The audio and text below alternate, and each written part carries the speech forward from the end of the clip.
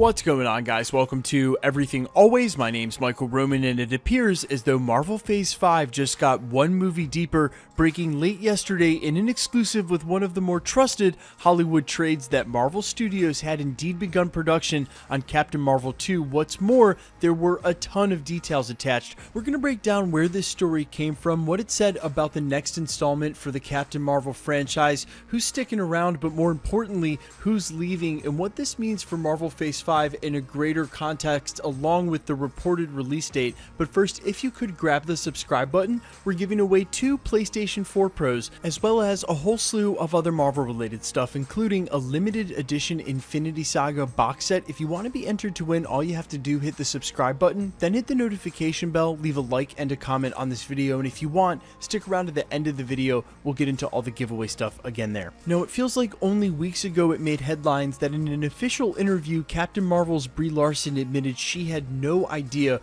what was going on with Captain Marvel 2, but that was okay considering how long Benedict Cumberbatch had waited for a sequel to Doctor Strange. But all that changed late last night, coming from The Hollywood Reporter in their exclusive that Marvel Studios had officially begun the earliest stages of production for Captain Marvel 2, and what's more, they had decided to go with a staff writer in Megan McDonnell from the WandaVision television series that we will get released this year. We're in the final stages of negotiations to quote-unquote seal her deal.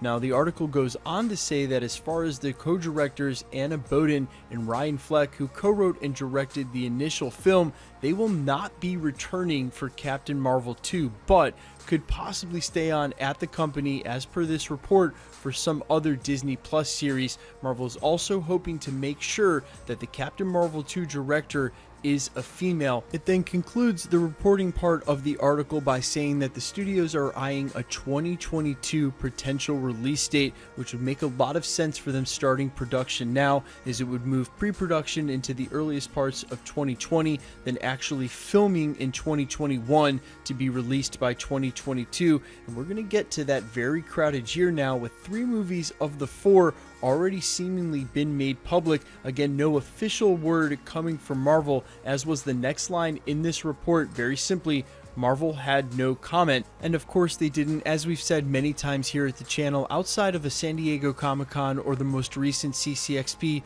or something different like the D23 expose, Marvel doesn't really have a precedent and or a platform for making huge production announcements or even slate announcements. They do that all at once. You're going to have to wait until summer for that to be announced, but this is a really good sign for the upcoming WandaVision show that we'll get to actually see this year, almost 6 months ahead of schedule. If they felt confident enough in tapping one of the staff writers from the show, who presumably would have written on a number of episodes, that must have meant that it turned out well and made enough of an impression on them to feel comfortable extending her a feature film, especially considering, as this article points out, that McDonnell is a quote-unquote relatively new writer, with WandaVision being her first major credit. It also goes on to mention that she started as a staff writer and was quickly promoted to story editor, but still, to start there and then be handed a feature film as your very next project at the same company is quite the feat, and honestly levies some expectations not only on McDonnell but the TV series itself.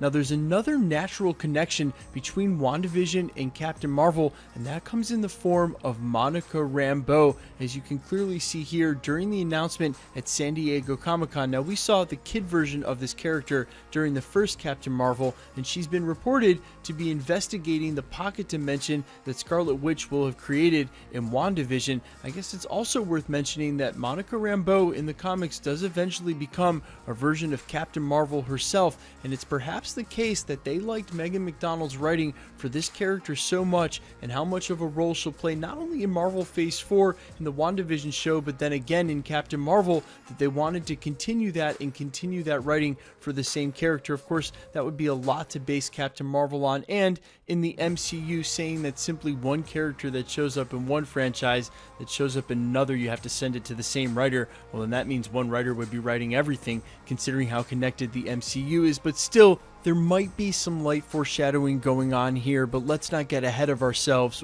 way down the road, as Brie Larson has barely gotten a chance to play the character yet herself. More likely the case, they were just impressed with McDonnell's writing. That's why she got the promotion in the first place. She did well and she got another promotion. That's how it works in Hollywood. If you do bad work, you get promoted. If you do good work, you get promoted twice as fast. Now, while Marvel may have said officially no comment, they have at least officially announced one movie for 2022 in Black Panther, slated into the May 6th release date, and we've had plenty of corroborating reports that Ant-Man 3, or Ant-Man and the Wasp, however it's to be titled, will actually occupy the February release date in 2022, meaning of the two left, June and November, it's not too hard to figure out which one will be Captain Marvel. Obviously, they'll make her the summer blockbuster if she's truly to be released in that year, clumping her along with Black Panther 2 and Ant-Man and the Wasp 2, or Ant-Man 3 again, however it's titled, leaving the Blade release for later in the year, something different, especially depending on what they choose to do with it. If there's a chance it ends up being rated R, you obviously don't want to leave that to chance, make that the summer blockbuster. Captain Marvel is a far more safe bet, which leads me to my final thought. Captain Marvel was a $1.1 billion franchise, just like Black Panther. They don't want to leave those billion-dollar franchises waving in the wind too long, and they've only got so many release slots. We've heard a lot about Deadpool 3 or Deadpool 1, depending again on what they decide to do. We've also heard a lot about Blade, and the release date for Captain Marvel, Blade, Ant-Man, and now Black Panther, all four of those movies coincide with what Kevin Feige actually had to say on stage at San Diego Comic-Con. My basic point being, one of these movies is going to be left out. You can't put out 5 movies in 2022, and to me it's going to be very interesting to see, of the $3 billion franchises, Black Panther, Captain Marvel, and Deadpool, 2 of which originated at Marvel Studios, which one of them is going to get the short end of the stick, not be prioritized, and get pushed into that 2023 year? Regardless of which one it is, it's going to be at least a 3 or 4 year gap between its predecessor and that release, which is extremely rare for a movie franchise that makes that much money. Case in point, Spider-Man over at Sony, their new billion-dollar franchise, they want to put out a Spider-Man movie every other year. But unlike Sony, where this is their first and only one, Disney has no shortage of billion-dollar franchises, just enough release dates to put them out without a half decade going in between, which begs the question, just how long are we going to go before they announce the next Avengers film? If 2022 is already completely slotted up, that means that 2023 would be the earliest next release year for an Avengers film. That's if they choose to put one out there that year, which is crazy considering that will have been 4 years since the release of Avengers Endgame. And for any major franchise, 4 years, almost a half decade, would normally be considered franchise suicide, and I'm willing to admit when I'm wrong. I've been on plenty public record here at the channel as saying that there's no way Disney and Marvel Studios would take something in a brand as ubiquitous, one of the biggest brands in the world in Avengers, do all this work over a decade to make them the biggest brand in the world, and then immediately after Avengers Endgame shut it down and not release another Avengers film for 4 or 5 years. But it appears as though that's what they're going to do. But like I said halfway through this video, we're all going to have to wait until this summer's San Diego Comic-Con to get that next glimpse into what the master plan is over at Marvel Studios via Kevin Feige. And should it be that 2022 come and go with no major announcement for Avengers 5, then it truly will be at very least 4 years between Avengers Endgame and the next installment for the Avengers franchise. And to be honest, I can't believe that. Guys, let me know what you think in the comments about all of this. Are you hyped for Captain Marvel 2? Do you have any idea as to what the storyline may be? Secret Invasion feels just a little played out at this point. Let me know all your comments down below, your thoughts about this, and quickly, let's get into the giveaway stuff. Before I let you go, we're still giving away 2 PlayStation 4 Pros, the next of which is at the 600,000 subscriber mark. We just gave 1 away at the 550 subscriber mark and 2 away at the 500. If you missed either of those announcements, just go back through the channel. You can see them clearly listed in the title of the video. If you want to be entered to win either of the PlayStations or any of the other prizes here at the channel, all you have to do, hit the subscribe button, then hit the notification bell with notifications turned on, leave a like and a comment on this video, and like I said, that automatically enters you to win all the rest of the prizes at the channel, like this limited edition Infinity Saga box set, We'll be giving this away on the 2-year anniversary of the channel in April in just a couple of months. We already gave one away on New Year's Eve. All the same rules apply for all of the prizes here at the channel. Sub button, noti bell, like and comment. The more videos you like and comment on, the better chance you have of winning, because it's truly random. And if you've missed any of the past winners, all you have to do, scroll back through the channel, look for the winner announcements in the title, scroll to the end of those videos,